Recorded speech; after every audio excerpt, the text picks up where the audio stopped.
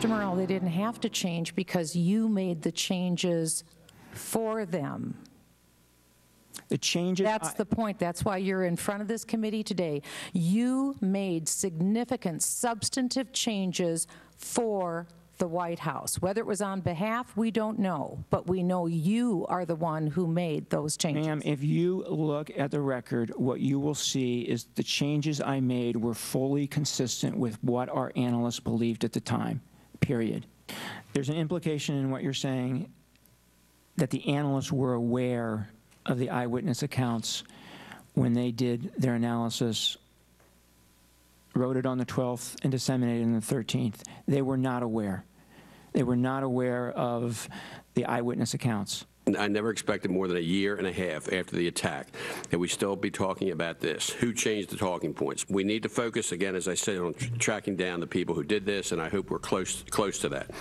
Fiery day of testimony up on Capitol Hill as the former Deputy CIA Director Mike Morell appeared before the Intelligence Committee in the House. We are following the breaking news out of Fort Hood. As we get more information, we'll break into this panel and throughout the show as we get firm facts from the ground. Let's bring in our panel. Steve Hayes, senior writer for the Weekly Standard, A.B. Stoddard, associate editor of The Hill, and syndicated columnist Charles Krauthammer.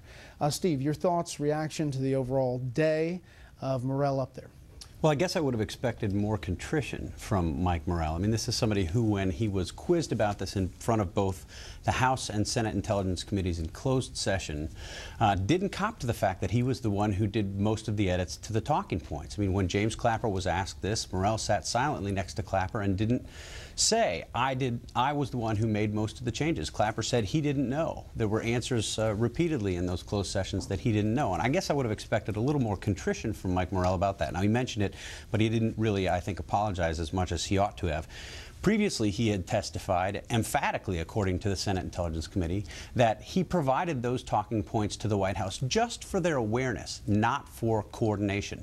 Now, the emails that were released, the 100 pages of emails that were released last fall, clearly showed that the White House was coordinating with Morell, with the CIA, and that he hadn't just provided them for awareness. Today, in his testimony this afternoon or this morning, he said, in fact, that he provided the talking points for the White House's final coordination. So he clearly contradicted what he said before. I think the big takeaways on substance are actually where Morell diverged from the administration's stories. As Catherine Herridge pointed out earlier, at one point he was asked about the question of the video. Well, I think we have that exchange quickly about the video. What was your reaction when you saw her explanation about what happened? I did not see her on the Sunday shows, as I said. You've never seen. I did not see her on the Sunday shows. As I said, I was in a deputies meeting, and it was probably days later that I read what she said on the shows. And what was your reaction when you finally did? My reaction was twofold. One was that what she said about the attacks evolving spontaneously from a protest was exactly what the talking points said, and it was exactly what the intelligence community analysts believed. When she talked about the video, my reaction was that's not something that the analysts have attributed this attack to. She is Susan Rice on those Sunday shows. Now, that's a big moment. The video was the central part of the Obama administration's narrative about what had happened in Benghazi, and it appeared out of whole cloth, apparently. He's right that it wasn't in the talking points. It was mentioned once in passing in the talking points. But here you've got the then Deputy Director of the CIA saying, in effect, we disown the video. That was all the White House. That was Susan Rice. That's not us. That was the one substantive thing. The second one, very briefly, is when he said that the agency had taken the word of analysts based in Langley over all of the people on the ground. That was pretty striking in that the CIA station chief was up on the Hill saying, hey, listen, no protest. I was really surprised at how completely confused, beyond inconsistent he was. It's really beyond disconcerting. He couldn't get to contrition because countered himself so many times, it's unbelievable. He basically said there was so much information coming in at the beginning that I thought that it was both a terrorist attack and a response to a protest, and they're not mutually exclusive, and I've always thought they were both. Meanwhile, he says he only listened to people that told him it was a protest, and the CIA station chief's report or anyone else that was coming in saying from that the ground. From the ground saying he was getting emails and other press reports, including local, saying that it was an attack, he says weren't compelling. And often they were refuted. So he made his own system of how he would compile the information and assess it, and never said we're getting reports of both. And he also at the same time said, I really wish, Chairman, that 2 years ago in November of 2012, I had just told you that I didn't take out al-Qaeda from those points, but I had taken out other things. This is a deputy CIA director. And so, Charles, he also says that all of this happens, and then it's divorced from politics. It is bureaucratic mistakes, he said, and he then apologized for not speaking up when he was asked. Well, actually, Director Clapper was asked, and he sat silent next to Director Clapper about who took out al-Qaeda from the talking points. Look, it's a curious coincidence that when he decides to ignore what he's hearing from the people on the ground who are right there, who can actually see what's going on, or communicating on the ground live as it's happening with other people. He decides that evidence is going to be ignored, and he goes with an analyst in Langley, whom he said, as we just saw in that clip, was not aware of the eyewitness accounts.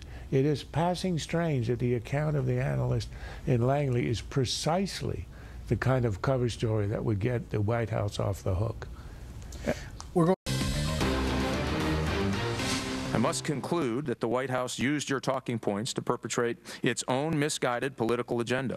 I believe that the White House wanted America to believe al-Qaeda to be on the run.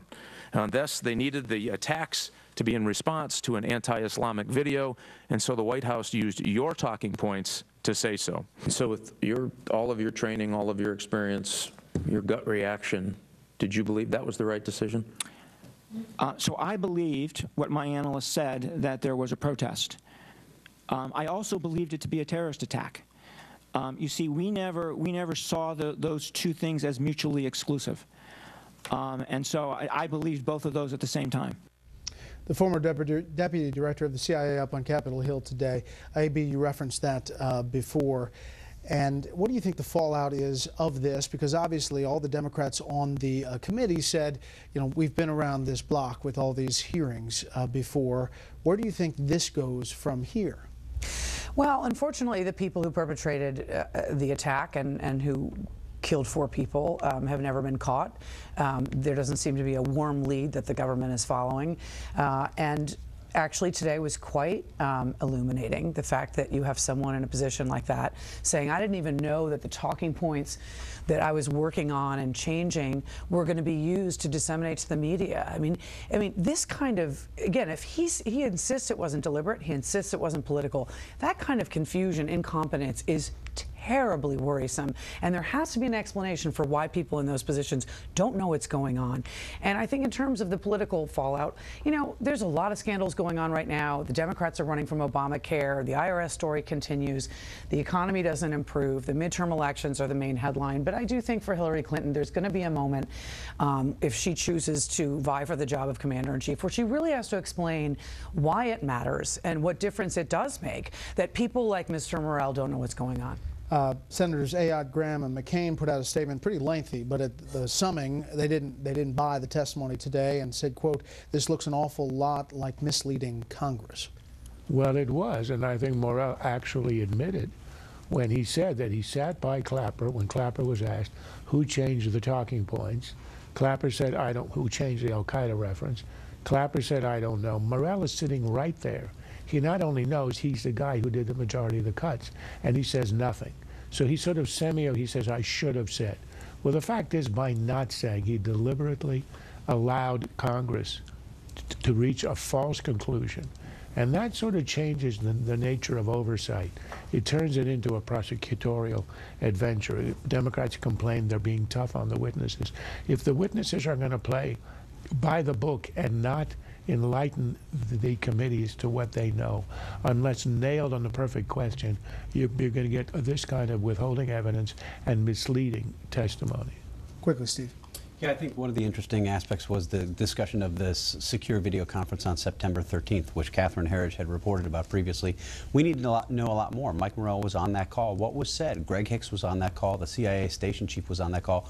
What did they discuss? And did they tell Mike Morell that there had been no protests? It's a good question.